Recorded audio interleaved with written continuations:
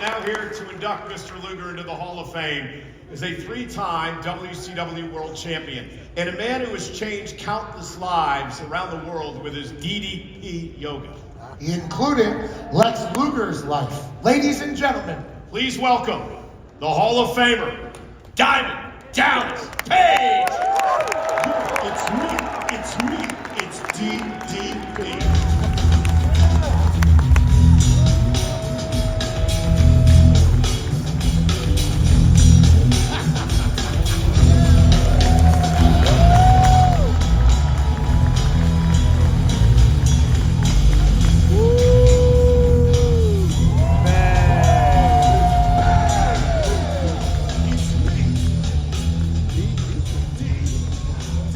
Good evening, everyone. It is me, it is DDP. And I can't even begin to tell you how honored I am to have been asked for a second time to induct another one of our brothers into the WWE Hall of Fame. Tonight, we're not just here to celebrate the impact that Lex Luger had on our business, because believe me, that alone would be enough. Tonight, we're also here to honor a transformation, a rebirth. The story of a man who lost everything the world told them mattered, and yet somehow came out on the other end stronger. When Lawrence Fole came into this world, it seemed like God gave him every gift in the book. He was handsome, he was strong, and he was fast. At 270 pounds, Lex was running a 4.640. Whether he was on the gridiron with the Miami Hurricanes or in the pros, the CFL, USFL, or the NFL, Lex has always been regarded as a physical specimen, even among giants. So when he stepped in the ring in 1985, you knew Lex Luger was going to be money. By 1987, he joined forces with a legendary four horsemen, Arn Anderson, Tully Blanchard, and the Nature Boy, Ric Flair. From the NWA to WCW to the WWE, Lex carved out a legacy. As the narcissist, let's just say Lex never saw a mirror he didn't like. But he wasn't just looks. When the 568-pound Yokozuna seemed untouchable, you just watched it right there on the screen. Enter the Lex Express, a nationwide tour that rallied fans from coast to coast, and Lex was getting better known than butter and toast. All ending on the USS Intrepid, where Lex snatched the big guy and body slammed him in the middle. Fast forward, September 4th, 1995, at the Mall of America, a night that would change the world of professional wrestling forever. Now, I believe that Lex was supposed to be on Raw that night. Yep. Ooh. Yep. But he no-showed. Why? Well, because he's a disruptor. And he had a shot to be on the debut of Monday Night Nitro. And my friends, that was the first shot fired. In a new era of professional wrestling known as the Monday Night Wars. During his career, Lex made waves and created memories. But for all the legends that he faced in the ring, nothing compared to the battle he faced outside of it. In the 90s, we lived like rock stars. It was a lifestyle that could chew you up and spit you out. And for Lex, it nearly destroyed him. And as the story is told, the Lord giveth and the Lord taketh away. As crazy as it sounds, I was there that fateful night that Lex became a quadriplegic. I hadn't seen Lex in over 5 years. But on that day, God put me in that room. I had no idea my buddy was completely paralyzed. I helped the EMT put him in a gurney. Lex had lost his physical gifts from God. It's a story that's more far-fetched than any wrestling angle.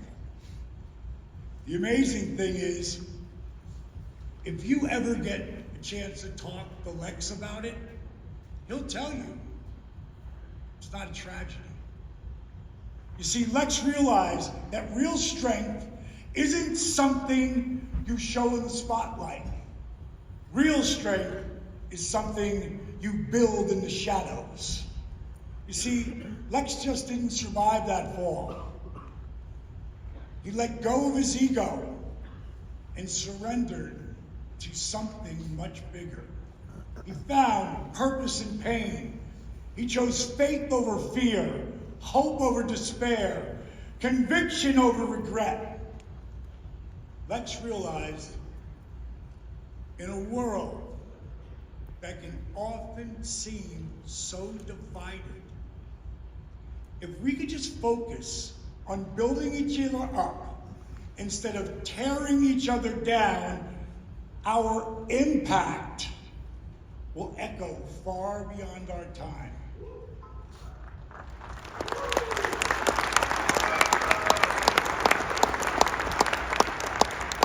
If anything, it shows us that even in our darkest hour, there is always hope. So let tonight stand as proof that there is always hope. Tonight, we honor the legend of Lex Luger. But more importantly, we celebrate the man that Lawrence Foal has become. Tonight I present to you the very first inductee to the class of 2025, one of the most humble human beings I've ever known. He is my friend, he is my mentor, he is the prodigal son. Ladies and gentlemen, please welcome WWE Hall of Famer, the total package, Lex Luger.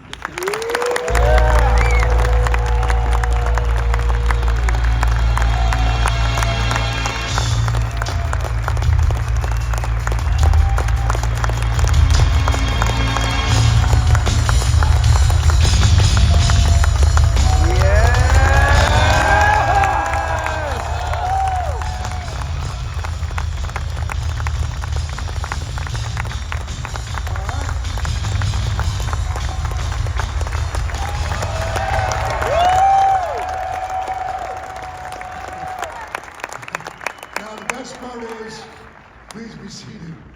We had to call an audible last minute. I took a bump in my Uber car into my wheelchair at the Atlanta airport yesterday. We had a longer walk planned, didn't we? It was a longer walk. But I'm standing for this. Hallelujah. Man, what a journey. What a roller coaster ride. From the penthouse to the jailhouse, to no house, then out of a hotel. Man, what a journey. If you'd asked me 20 years ago, I'd be standing on this stage when I'm WWE Hall of Fame, I would have said, you're out of your mind. I thought I was toxic. I thought it was radioactive, that I'd never have anything to do with the wrestling business again. Man, here I am.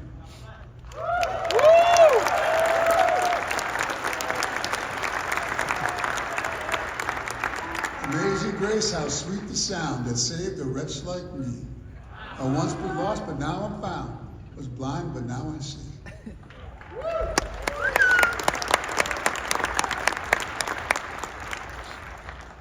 I'd like to thank all my friends.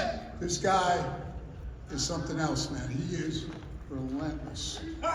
So, all my friends out there who have hung with me and supported me, have been with me, even when I was unlovable, I want to thank them. I want to thank my family who's always been with me. I want to thank that jail chaplain I met, Pastor Steve, who led me to the Lord on April 23rd of 2006.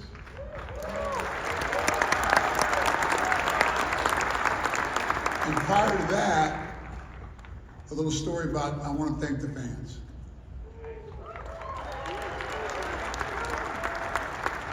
When I got out of jail, thank you for the last time, Pastor Steve always pulled into the Walmart parking lot. I always asked him if I'd come in. I go, no, I'm good, man. And so finally, after time, he said, hey, Lex, how come you won't come into Walmart with me? I go, the old Lex said, man, Pastor Steve, I don't do Walmart. I shop at like Saks Fifth Avenue and all that stuff. So finally, just to satisfy, I went in, and I was a guy who wrestled, but didn't really grow up watching wrestling. So I was a wrestler who didn't really, I didn't get the fans. I thought they're like, I thought you were out of your minds. I thought you were all crazy. I didn't get it. I didn't get it. But I finally walked in that Walmart for the first time in my life, and it's a time when I felt unlovable in my life. I didn't care. I was living out of a hotel. I was doing my community service, cleaning out dog cages and cat cages, and I didn't care if I woke up the next day, to be honest with you. I'm not saying it's done, but man, I had pretty much given up hope. And you, the fans, in that Walmart, finally Pastor Steve said, you want to come in? I go, all right, I'll go into Walmart. The love and the commotion and just that the fans showed me in that Walmart was absolutely amazing. It gave me hope, it gave me a light. And I want to, wrestling fans, now I've gone full circle. I've gone from a wrestler who wasn't a fan to I'm a big wrestling fan now. The things that